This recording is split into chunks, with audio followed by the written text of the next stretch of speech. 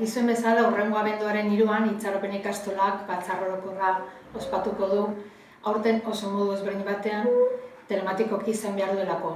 Ekainean nahi genuen ospatu, baina osasun egoera ezen egokiena eta orain hobeago izango zela pentsatzen genuen, baina ez da horrela izan. Hori dela eta telematikoki izan behar da. Urtea bukatu baino lehen derrigorrez ospatu behar dugu asanblada. Eta batzordeko punturik importantenak hauxe dira. Kurtso honetako kontuak eta errektore kontseiluko berriztea da. Badakigu modu berri hau ez dela erreza, baina ez da ezinezkoa. Orduan eskatu nahi dizuet parte hartzea eta gurekin ikastola eraikitzen jarraitzea. Anima zaitezte.